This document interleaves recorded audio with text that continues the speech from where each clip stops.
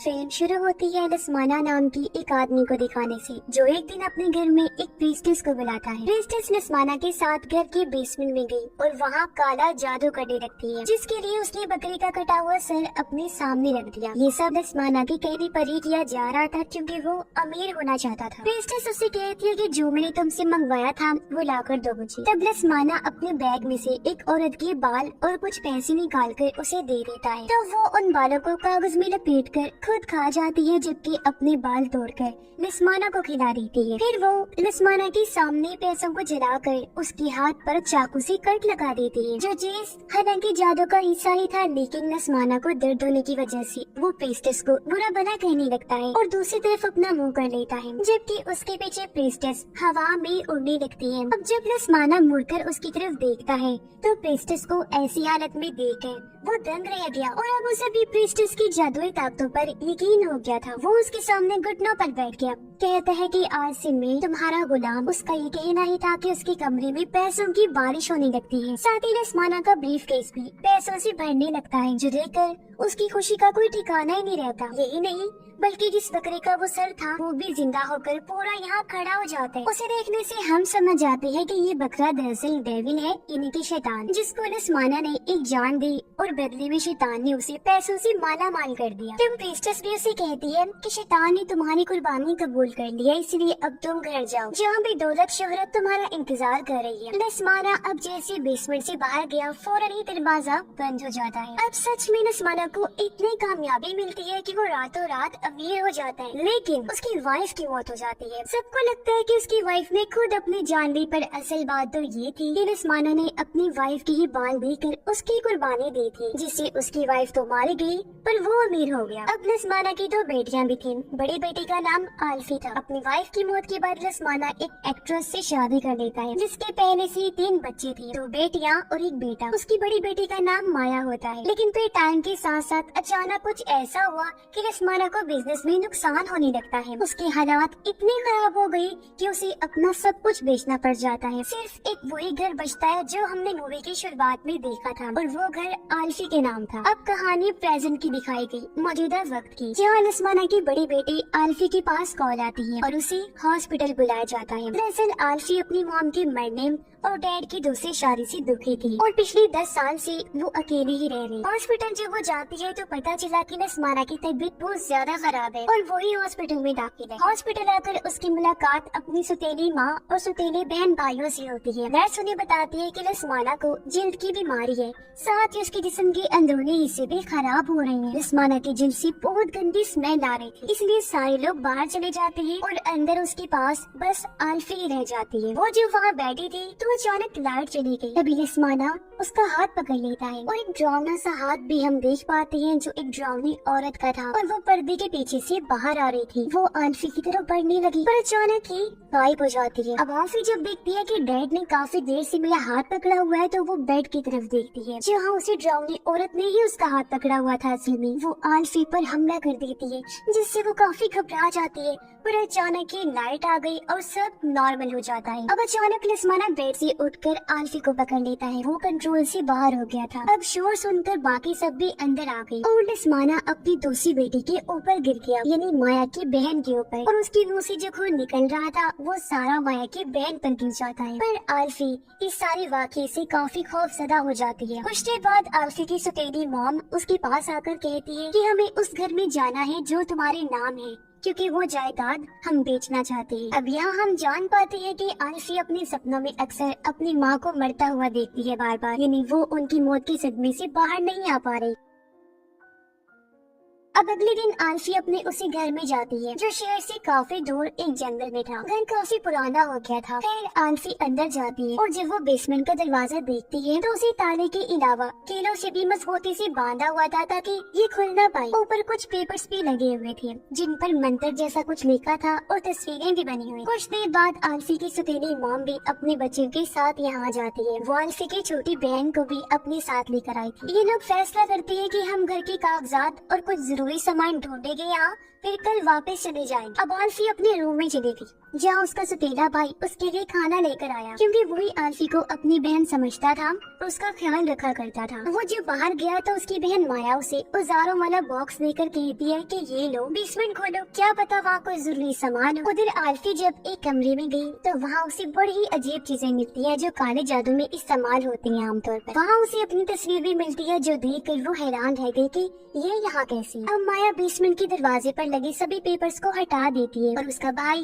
कीड़े हटाकर लॉक भी तोड़ देता है। और अब जैसे उसने दरवाजा खोला, अंदर से एक हवा का झोंका सब कुछ छूकर उनके पास से गुजर जाता है। फिर वो हवा का झोंका हॉस्पिटल में लसमाना के पास भी पहुंच गया और उसके मुंह से खून निकलने लगता है। तभी उसके मुंह से बालों का गुच्छा निकलने लगा जो बहुत लंबा था और वो बाल आते आते इतना बढ़ जाता है कि उसकी गर्दन और चेहरे से लिपट गया। वो बाल लसमाना का गला घोंट देते हैं और उसकी मौत हो जाती है। बेसमेंट के दरवाजे पर माया की मॉम भी आ गई। उसने जब अंदर जाकर देखा तो कुछ दिखाई नहीं दे रहा था। अब उनकी माँ अपने बेटे को अंदर जाने का कहती है, पर तभी यहाँ आल्फी भी आ गई जो अपने सफेदे भाई को बेसमेंट में जाने से मना करती है और कहती है कि इस घर में कोई गड़बड़ है, क्योंकि एक कमरे में मुझे जादू टोने से जुड़ी चीजें मिली। पर उसकी सफेदी माँ उसकी किसी भी बात का यकीन नहीं करती। अचानक आल्फी की बहन को बेसमेंट में कोई दिखाई देता है। वो काफी डर गई, अपनी माँ को बताने की कोशिश करती है लेकिन वो उसे भी डांट देती है। पर अगले ही पल उनकी मॉम को अपने पैरों पर कुछ महसूस हुआ। उसने जब नीचे देखा तो दो हाथों ने उसके पैरों को पकड़ लिया था जो अगले ही पल उसे बेसमेंट में खींचने लगता है। माया और उसका भाई अपनी माँ को पकड़ लेते हैं, वो उसे बाहर निकालने की कोशिश करने लगी और वो जो भी चीज थी जो बेसमेंट में थी उसकी माँ को खींचकर अंदर ले जाते हैं। और अब वहाँ अंधेरे में से डरावनी आवाजें आने लगती हैं। सब बच्चे काफी घबरा गए। माया अपनी माँ को आवाज लगाती है जो एकदम से उसकी माँ उछलकर बाहर आई। वो माया पर हमला करके उसे पकड़ लेती है। उसकी माँ की हालत काफी खराब हो गई थी क्योंकि उसे किसी बुरी ताकत ने पोजेस्ड कर लिया था और वो पूरी तरह उसकी कंट्रोल में आ गई थी। वो माया की बाजू पर काट लेती है। उसे बचाने के लिए आल्फी उसके सर पर हथौड़े से वार करती है जिससे वो वहीं गिरकर बेहोश। कुछ देर बाद माया की मॉम को फिर से होश आ गया और वो अपने सर से हथौड़ा निकालती है, लेकिन वो अभी भी पोजेस्ड थी। वो अजीब तरह से दरवाजे के ऊपर चढ़ती हुई दीवार पर चढ़ के बैठ गई और डरावनी आवाज में कहती है कि खुशहाली की कीमत जान देकर चुकानी पड़ती है। जिसके बाद वो खिड़की का कांच तोड़कर जंगलों की तरफ भाग जाती है। माया का भाई बेसमेंट का दरवाजा बंद करके आगे भारी सामान रख देता है, जबकि आल्फी माया की बाजू की पट्टी करती है। आल्फी की बहन ने अपने हाथ में एक अजीब सी काली डॉल पकड़ी हुई थी। वो आल्फी को बताती है कि ये मुझे एक कमरे से मिली।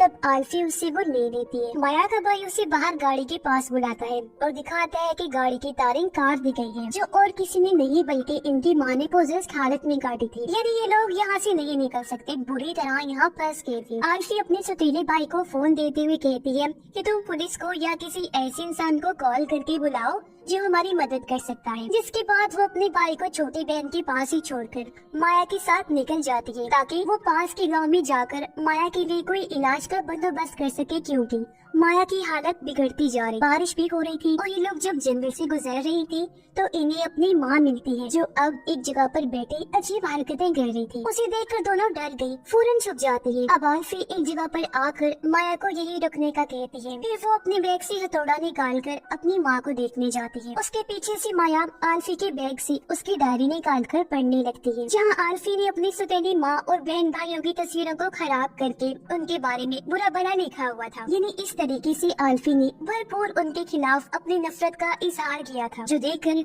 माया को काफी बुरा लगता है। इसलिए कुछ देर बाद जब आल्फी वहाँ आई तो माया गुस्से में उसे कहती है कि दूर रहो मुझसे, समझी? मैं ही पागल थी जो कुछ देर पहले तुम्हें अपना हमदर्द समझ रही थी, जबकि तुम क्या करती रही हो हमारे पीठ पीछे, हमारे खिलाफ नफरत का भरपूर इजहार। मैंने सब देख लिया है तुम्हारी डायरी में। अब आल्फी हालांकि उससे माफी मांगती है, उसे समझाने की कोशिश करने लगी, लेकिन माया उसकी सुनने को तैयार ही नहीं थी, इसलिए वो अकेले ही वहाँ से चली जाती है। आल्फी उसके पीछे जाकर भी उसे रोकने की कोशिश करती है, लेकिन माया जो भाग चुकी थी वो ढूंढने पर भी उसे कहीं नहीं मिलती, जिस वजह से आल्फी को काफी बुरा लगता है और मजबूरन उसे माया के बगैर ही घर आना पड़ता है। अब घर में माया का भाई अपनी दूसरी बहन को कॉल करता है जो किसी वजह से इन लोगों के साथ इस घर में नहीं आ पाई। माया का भाई उसे सारी बात बताकर मदद के लिए घर बुलाता है। कुछ देर बाद आल्फी भी घर आ गई। वो अपने भाई को सारी बात बता देती है। उसके भाई को भी दुख हुआ। वो कहता है कि तुम इतनी नफरत करती हो हम सबसे और माया को अकेला ही छोड़ आई। आल्फी कहती है कि सुबह होते ही मैं उसे ढूंढने जाऊंगी। फिर वो अपने भाई को उसी कमरे में लेकर जाती है जहाँ उसने काले जादू वाली चीजें देखी। वहाँ उन्हें एक डायरी मिली जिसके अंदर ड्राउनी सी औरत की पेंटिंग्स थी। आल्फी कहती है कि इस औरत को मैंने हॉस्पिटल में देखा था और इसने मेरा हाथ पकड़ के मुझे डराया भी था। और वहाँ बने कुछ और सिंबल निशान देखकर कहती है कि ये सारे निशान वही हैं जो बेसमेंट के दरवाजे पर लगाए गए उन कागज पर थे। हो सकता है कि ये निशान सिंबल बेसमेंट के अंदर किसी ड्राउनी चीज को बाहर आने से रोकने के लिए लगाए गए हो। अभी किताब को पढ़ने से इन्हें पता चला कि जितनी भी ड्राउनी औरतें इन्होंने देखी वो सारी असल में डार्क प्रीस्टेस है, यानी बुरी ताकतें रखने वाली, काला जादू करने वाली बुरी प्रीस्टेस। क्योंकि ये शैतान को अपना गॉड समझकर उसकी पूजा करती है और जो ताकतें इनके पास होती हैं वो भी इन्हें डेविल शैतान दिया करता है। अब आगे को चीजें देखकर इन्हें समझ लग जाती है कि ये सब हमारे बाप लस्माना ने करवाया है ताकि वो दौलतमंद हो सके। जंगल में माया जब आगे बढ़ रही थी तो उसे अपनी माँ बहुत ही बुरी हालत में दिखती है। उसकी जुबान बाहर आ चुकी थी जो अचानक माया पर हमला कर देती है। जब अपने बचाव में माया उसे मार डालती है। आल्फी की बहन जब सो रही थी तो उसे पीछे पड़ी अलमारी से अपनी माँ की आवाज आती है जो उसे पुकार रही थी। बच्चे डर के उठ जाती है। वो जब अलमारी को चेक करने गई तो वहाँ कोई भी नहीं था। वो फिर से आकर बेड पर लेट जाती है, लेकिन तभी हम उसके पीछे उसी ड्राउनी औरत यानी प्रीस्टेस को देखते हैं जहाँ अचानक बच्ची का बेड जोरों से हिलकर उछलने लगता है और वही ड्राउनी आवाज उसे कहती है कि तुम मेरी बेटी हो। और इस पर बच्ची कहती है कि नहीं नहीं, तुम मेरी माँ नहीं हो सकती। अचानक ही सब नॉर्मल हो गया। बच्ची जब नीचे जाकर देखती है तो वहाँ कोई भी नहीं होता, लेकिन अब जैसे वो ऊपर हुई वो ड्राउनी प्रीस्टेस उसकी बेड पर आ जाती है। उसे देखकर बच्ची चीख मार देती है। आवाज सुनकर आल्फी और उसका भाई जल्दी से वहाँ आ जाते हैं। प्रीस्टेस उन पर भी हमला कर देती है। वो उनकी छोटी बहन को खींच कर ले जा रही थी तो वो दोनों बड़ी मुश्किल से अपनी बहन को बचाते हैं और अब प्रीस्टेस उसे छोड़कर आल्फी को पकड़ लेती है। लेकिन जैसे ही उसके भाई ने बेड खिसकाया प्रीस्टेस वहाँ से भाग जाती है। तभी आल्फी बेहोश हो गई और अपनी उस टाइम की ख्याल उसे आने लगती है जब उसकी माँ की मौत हुई थी तो वो उनके साथ थी। उस टाइम दरअसल आल्फी की माँ उसे सुला रही थी पर अचानक किसी बुरी ताकत ने उन्हें बिल्डिंग से नीचे धक्का दे दिया। ये देखकर फौरन आल्फी ने अपनी माँ को पकड़ लिया। वो उन्हें बचाने की कोशिश कर रही थी पर तभी यहाँ चुड़ैल नुमा प्रीस्टेस वहाँ आकर उसकी माँ को नीचे गिराकर मार देती है। अपनी माँ को बचाते हुए प्रीस्टेस ने आल्फी की बाजू पर पकड़ लिया था। तब उस चुड़ैल प्रीस्टेस की नाखूनों के निशान आल्फी की बाजू पर लग गई थी जो आज भी थी। अब सुबह हो गई थी और इनकी वो बहन भी यहाँ आ गई थी पर बीच जंगल में उसकी गाड़ी रुक गई। तभी उसके पास माया आ गई जो भी अजीब हालत में थी। वो अपनी बहन को कहती है कि चलो मेरे साथ में तुम्हें घर तक ले चलती। पर उसकी बहन शीशे से देखती है कि माया ने अपने पीछे हथौड़ी छुपाई हुई है जो देख कर उसे अजीब तो लगा, लेकिन वो माया से पूछ ही लेती है कि तुमने ये हथौड़ी क्यों पकड़ी हुई है। जो सुनकर तो बस माया को गुस्सा आ गया और वो हथौड़ी से कार का दरवाजा तोड़कर अंदर आ गई और अपनी बहन पर बुरी तरह हथौड़ी से हमला करके उसे मार डालती है, जिससे हम समझ जाते हैं कि माया भी अपने होश में नहीं रही, वो भी पोजेस्ड हो चुकी है। वो फिर घर आती है और देखती है कि आल्फी की हालत खराब है। बार बार उसे भी प्रीस्टेस की डरावनी आवाज पुकार रही और उसके पास ही हम डेविल को भी देख पाते हैं। तभी माया को बेसमेंट में उसी डरावनी प्रीस्टेस की परछाई दिखाई देती है, इसलिए वो बेसमेंट में आ जाती है। बेसमेंट में माया को 5 पुतलों से बने एक माला मिलती है। इन पुतलों को जो उसने पिरोया हुआ था और ये इनकी फैमिली के ही थे। एक बार फिर उसे प्रीस्टेस पुकारने लगी। माया पूछती है कि तुम कौन हो। वो बताती है कि मैं तुम्हारी माँ हूँ। तुम्हारी बहन भाइयों ने मुझे चुन लिया है, इसलिए अब तुम भी मेरी गुलामी में आ जाओ मेरी बच्ची। इतना सुनकर माया अपना सर झुका देती है और हम पीछे ड्राउनी प्रीस्टेस को बैठा हुआ देखते हैं। सुबह आल्फी को होश आ गई। वो जब नीचे आई तो अपनी माँ को पियानो बजाते हुए देखती है, इसलिए वो उनके साथ में जाकर बैठ जाती है। पर ये उसकी मॉम नहीं बल्कि वही प्रीस्टेस थी जो आल्फी का हाथ पकड़ के उसे जख्मी कर देती है। आल्फी बुरी तरह चिल्लाने लगी। अब प्रीस्टेस उसके सामने अपना मुंह चीरने लगती है। आल्फी से ये देखा नहीं गया तो वो अपनी आंखों पर हाथ रख लेती है, पर प्रीस्टेस अपनी पूरी खाल निकाल कर उसे डरा रही थी। पर अगले ही पल वहाँ माया आकर आल्फी को संभालती है और हम देखते हैं कि माया बिल्कुल सही सलामत है। खैर अब ये बहन भाई एक साथ बैठे हुए थे और आल्फी की उस बाजू की हालत खराब होती जा रही थी जिसे प्रीस्टेस ने पकड़ा था। आल्फी अपने भाई को कहती है कि देखो मेरी बाजू का भी यही हाल है और मेरी छोटी बहन का भी। जब से इसने वो काले सी गुड़िया हाथ में पकड़ी है इसका हाथ भी अजीब होता जा रहा है। अब आल्फी अपने भाई को बताती है कि तुम्हें याद है तुम्हारी मॉम यानी मेरी सौतेली मेरी माँ ने क्या कहा था कि खुशहाली की कीमत हमेशा जान देकर चुकानी पड़ती है, और जो ड्राउनी प्रीस्टेस हमें बार बार दिखाई दे रही है ना, उसने मेरी माँ को मारा था जब डैड ने पैसों के लिए उनकी कुर्बानी दी थी, और अब वही तुम्हारी माँ के अंदर भी है। वो हमें यहाँ से कभी नहीं निकलने देगी। चलो उठो, हमें अभी के अभी यहाँ से भागना होगा। पर एकदम से माया अजीब तरह से बोलती है कि वो तुम्हें कभी यहाँ से नहीं जाने देगा। माया के भाई को गुस्सा आ गया ये सुनकर। वो माया को पकड़ के कहता है कि कौन कौन नहीं जाने देगा, आखिर तुम किसकी बात कर रही हो। अब माया कोई जवाब तो नहीं देती, बल्कि जोर जोर से हंसने लगती है, और ऐसा होते म्यूजिक अपने आप ही बजने लगा। सामान भी इधर से उधर उड़ने लगता है, और घर से बाहर जाने के सभी दरवाजे बंद हो जाते हैं। पर माया फिर से वही बात करती है कि वो तुम्हें यहाँ से जाने नहीं देगा। तभी खिड़की से बाहर वही ड्राउनी प्रीस्टेस आ जाती है। माया का भाई उसे ढूंढने जाता है क्योंकि माया गायब हो गई। ऊपर एक कमरे में आकर वो देखता है कि माया अपना सर दरवाजे पर मारकर रो रही है। उसका भाई कहता है कि क्या कर रही है तुम, चलो हमें यहाँ से चलना है। और अब वो जैसे ही मुड़ी, हम देखते हैं कि वो माया नहीं बल्कि वही प्रीस्टेस है। उसे देखकर वो डर से भाग जाते हैं, लेकिन जहाँ भी वो जा रहा था ड्राउनी प्रीस्टेस उसके सामने आ जाया करती थी। अब वो बड़ी मुश्किल से एक कमरे में आकर दरवाजा बंद कर देता है और देखता है कि उसके पीछे माया बैठी हुई। वो अपने भाई को बताती है कि वो जो है ना, वो आल्फी और उसकी बहन को हासिल करना चाहता है, यानी उनकी कुर्बानी लेना चाहता है। इस टाइम माया के हाथ में अपने भाई का पुतला था जो उसने माला में से लिया था। वो कहती है कि उस जंगल में हमारी माँ और दूसरी बहन को मार दिया है उसने, और अब वो दरवाजे के पीछे बैठा हमारा इंतजार कर रहा है। अब जैसे दरवाजा खुला, हम देखते हैं कि वहाँ वही डेविल था। माया कहती है यही सही टाइम है डेविल को आल्फी और उसकी बहन की कुर्बानी देने का, ताकि डेविल को उन दोनों की जाने मिल जाए और लसमाना पर लगा हुआ कर्ज श्राप खत्म हो जाए। क्योंकि आल्फी और उसकी बहन लसमाना की पहली वाइफ के बच्चे थे, तो उनकी माँ मर गई, जिसके बाद आल्फी और उसकी बहन के कुर्बान होते ही सब ठीक हो जाएगा और हम शैतान के गुलाम बच जाएंगे, जिससे हम बहुत पावरफुल हो जाएंगे। पर उसका भाई आल्फी और उसकी बहन को कुर्बान करना और शैतान की गुलामी करना नहीं चाहता था, जिसके लिए वो साफ साफ मना कर देता है, जिस वजह से उसे गुस्सा आ गया। अब माया के हाथ में अपने भाई का पुतला तो था ही, जिसका वो हाथ तोड़ देती है। पुतले का हाथ टूटते ही उसके भाई का हाथ भी टूट गया और वो अपनी जान बचाकर भागने लगा। लेकिन फिर माया पुतले की टांग तोड़ देती है, जिससे उसके भाई की भी टांग टूट गई और वो सीढ़ियों से नीचे गिर जाता है। उसके सामने आल्फी और उसकी बहन भी थी, और अब माया उन दोनों के सामने पुतले का सर तोड़कर अलग कर देती है। ऐसा होते ही उसके भाई का सर भी जिस्म से अलग हो जाता है और भयानक उसकी मौत हो जाती है। ये देखकर दोनों बहनें काफी डर जाती हैं, और अब माया आल्फी की बहन का पुतला उठाती है। ऐसा होते ही कोई ताकत उसे बेसमेंट में खींच ले जाती है। फिर माया आल्फी का पुतला उठाकर जमीन पर रखती है। ऐसा होते ही आल्फी उल्टी हो जाती है, और अब जैसे जैसे माया ऊपर से नीचे पुतले को उछालने लगी, वैसे ही आल्फी भी उछलने लगती है, जिससे वो बेहोश हो गई। कुछ देर बाद जब आल्फी को होश आया तो वो खुद को बेसमेंट में पाती है, जहाँ उसे अपने सामने पास्ट यानी माज दिखाया गया कि जब प्रीस्टेस आल्फी की माँ के मरने के बाद रिचुअल यानी जादू कर रही थी, तो यहाँ लसमाना फिर से आया था। प्रीस्टेस उससे पूछती है कि जो मैंने तुमसे मंगवाया था क्या तुम वो लेकर आई हो। लसमाना कहता है कि नहीं, मैं नहीं ला सकता क्योंकि वो मेरी बेटी है, तो मैं नहीं चाहता कि आल्फी को कुछ भी हो। असल में प्रीस्टेस ने आल्फी के बाल मांगे थे क्योंकि वो उसकी माँ के बाद आल्फी पर जादू करने वाली थी, उसकी कुर्बानी भी शैतान को देने वाली थी। प्रीस्टेस कहती है कि तुम ऐसा नहीं कर सकते, तुम्हें शैतान के साथ किया गया वादा पूरा करना होगा। तब लसमाना उसे बाल दे देता है, पर प्रीस्टेस गुस्से में वो बाल आग में फेंक देती है क्योंकि वो जान गई थी कि ये किसी और के बाल लेकर आया है। प्रीस्टेस उस पर चिल्ला कर कहती है कि तुमने मुझे धोखा दिया है, और अब लसमाना वहाँ पड़ा चाकू उठाकर प्रीस्टेस पर वार करके उसे मारने लगता है। मरने से पहले प्रीस्टेस लसमाना के बाल उखाड़कर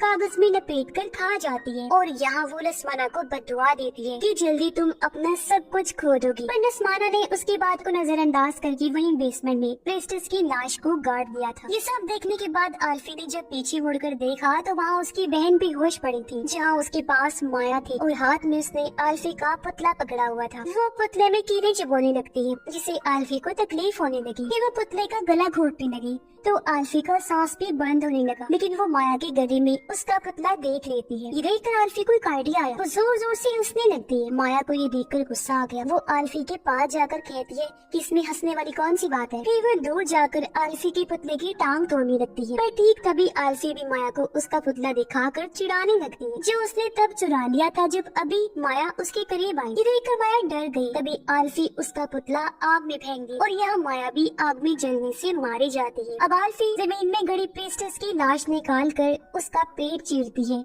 और अंदर से नस्माना के बाल बाहर निकाल कर उन्हें आग में फेंक देती है ताकि ये कर्ज खत्म हो सके। ऐसा होते ही आलसी पूरी तरह से ठीक तो हो जाती है, पर पीछे से प्रीस्टेस बाहर आकर उसे खींचकर कब्र के अंदर ले जाती है जो गड्ढे की तरह थी, जिससे आलसी बेहोश हो गई। जब उसे होश आई तो वो प्रीस्टेस की लाश के साथ ही लेटी होती है और उसका पूरा जिस्म बालों में लिपटा हुआ था। आलसी चाकू से बाल काटकर खुद को आजाद तो कर लेती है, लेकिन वो इस गड्ढे से बाहर नहीं निकल पाती। पर तभी एक हाथ अंदर आया जो उसकी मदद के लिए आया था। आलसी उस हाथ को पकड़कर बाहर आ जाती है, जो और किसी का नहीं बल्कि उसकी बहन का ही था। अब कर्ज पूरी तरह से खत्म हो गया था, इसलिए आलसी और उसकी बहन को किसी से कोई भी खतरा नहीं था। वो दोनों सही सलामत थे और इस घर को छोड़कर वापस चली जाती है और ये फिल्म भी इधर ही खत्म हो जाती है।